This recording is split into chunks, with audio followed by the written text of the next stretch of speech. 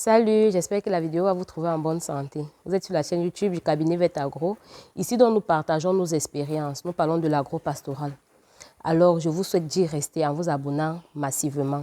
Alors, vous savez que c'est un secteur vaste dans lequel, si vous n'avez pas d'expérience, vous pouvez donc trébucher et perdre beaucoup d'investissements. Alors, pour aider toute la communauté, partagez nos vidéos. Vous pouvez également être occupé et vous oubliez notre rendez-vous de la semaine. Pour cela, donc, je vous invite à activer la cloche de notification pour toujours être rappelé quand il y a un secret pour vous.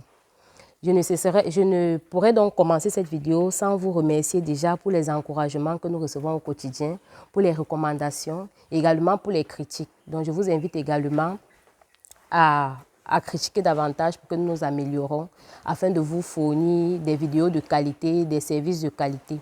Et je tiens également à vous rappeler que si vous voulez vous lancer dans le secteur agro-pastoral, nous sommes disponibles pour vous. Vous pouvez donc nous appeler, commenter nos vidéos ou l'une de nos publications sur l'une de nos pages. Car nous avons une page Facebook, Instagram, nous avons la chaîne YouTube. Donc n'hésitez donc pas de nous contacter. Aujourd'hui, je viens vous parler de l'eau en agriculture. Pourquoi est-ce que je vais m'intéresser sur l'eau? Pourtant, nous avons une multitude de produits ou encore d'éléments. Parce qu'en fait, je constate que lorsque nous faisons des descentes de terrain ou lorsque nous recevons même des appels, les éleveurs s'attardent plus sur le sujet en lui-même. Ce que vous oubliez, c'est que le sujet, c'est le résultat de ce que vous avez fait. C'est le résultat de votre management, de tout le management que vous pouvez faire autour de lui. Donc, il ne peut que répondre. Puisqu'il ne parle pas, vous auriez donc des répercussions sur son état sanitaire ou même sur son état de croissance.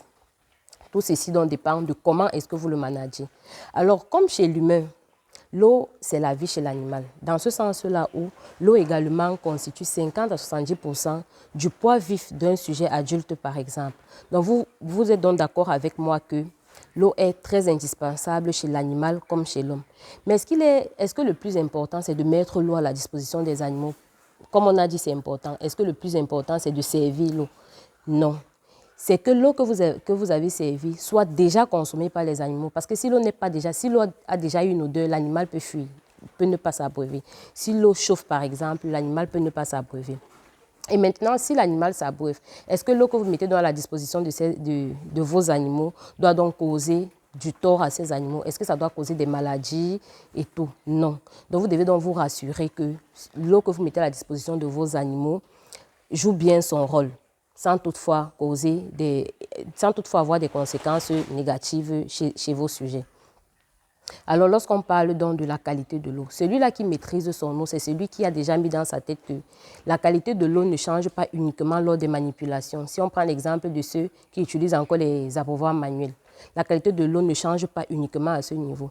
Mais nous pouvons avoir des répercussions sur votre eau au niveau du captage, soit dans votre puits, soit dans dans la source en fait. Si vous vous approvisionnez dans un puits ou dans un forage, sachez que la qualité de l'eau peut être impactée à ce niveau. Et je profite donc également de cette occasion par rapport à cette vidéo pour attirer l'attention sur ceux-là qui utilisent l'eau de la rivière pour abreuver les animaux. Parce que nous avons déjà vu des fermes où la pompe est installée dans une rivière. C'est difficile pour vous de témoigner de la qualité de cette eau. Parce que, d'abord, la rivière n'est pas une source d'eau maîtrisable ou contrôlable. Ça a un début que vous ne connaissez certainement pas.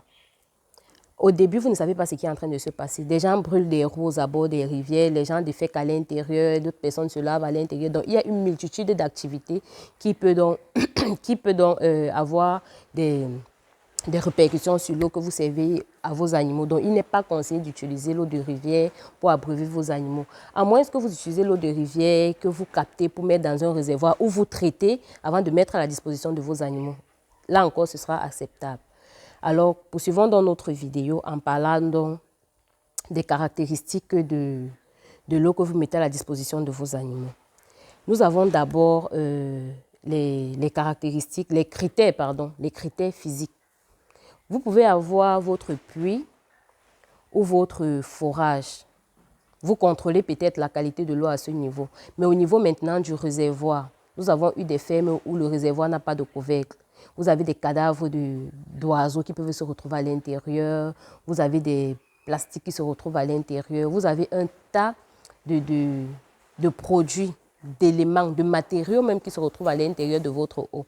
Ce qui entraîne donc la présence des matières organiques dans votre eau. Et c'est ça qui sera donc, c'est ça qui va arriver à la table de vos sujets.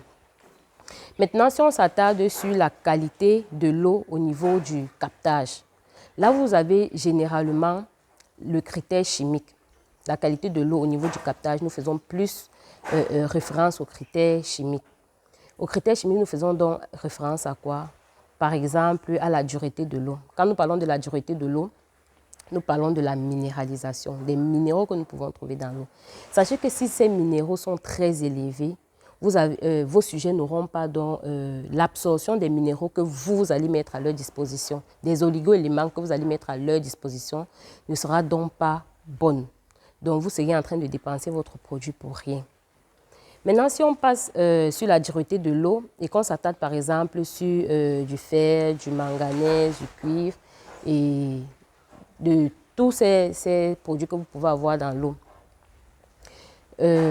ces produits peuvent donc avoir des répercussions dans ce sens-là où vous avez par exemple l'inactivation des vaccins, vous avez la non-dissolution de certains antibiotiques dans de l'eau à cause de ces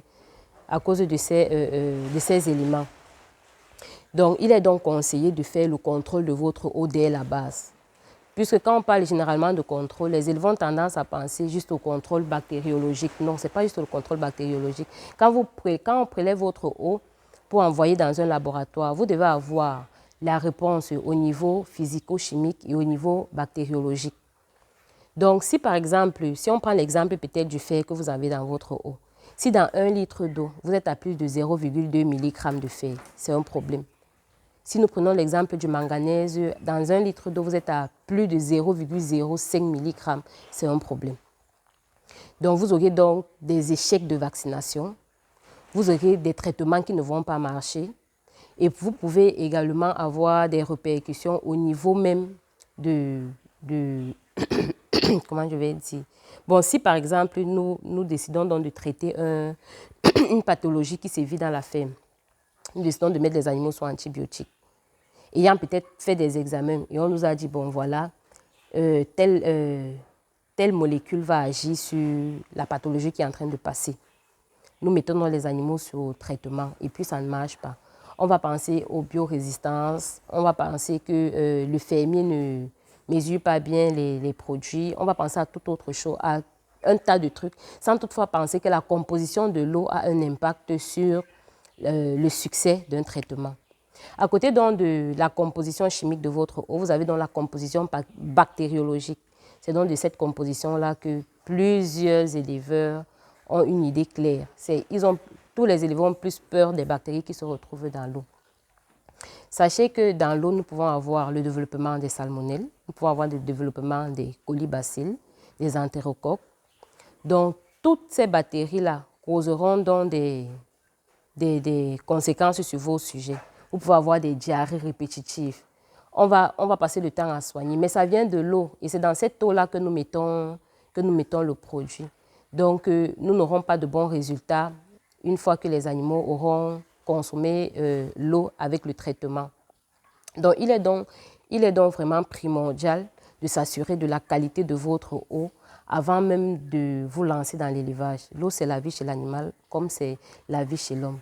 Une fois que vous auriez fait le contrôle de votre eau et que vous saurez à quel niveau vient le souci. Si nous prenons l'exemple de la présence des matières organiques dans votre eau, c'est simple.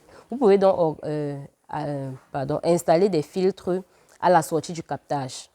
Et également installer des filtres à la sortie du réservoir. Pour ceux par exemple qui utilisent des abreuvoirs automatiques.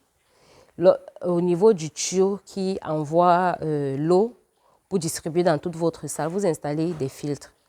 Dans l'eau qui du réservoir. S'il y a des matières organiques dans le réservoir, ce sera filtré déjà. Et maintenant, il est conseillé de traiter l'eau au moins tous les 6 mois, généralement en élevage, de traiter l'eau tous les 6 mois. Mais nous sommes d'accord que pour traiter une eau, il faudrait savoir déjà ce que nous voulons tuer dans l'eau. Qu'est-ce que nous voulons tuer dans l'eau? Quelle est déjà la composition de cette eau que nous voulons tuer? Nous savons par exemple que le chlore détériore les vaccins. Mais nous avons des personnes qui traitent l'eau aujourd'hui avec du chlore. Demain, ils ont vaccination. Tout ceci a donc une répercussion au niveau de notre investissement, au niveau de notre élevage.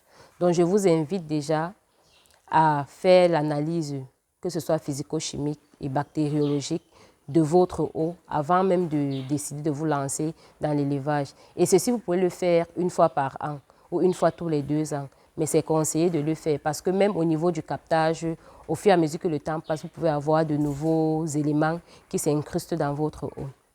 J'espère que vous avez appris quelque chose pendant cette vidéo. N'hésitez donc pas de poser vos questions en commentaire. Nous sommes disponibles pour vous car nous croyons à la construction de l'Afrique qui passera donc par l'agro-pastoral. Ciao et à la prochaine vidéo.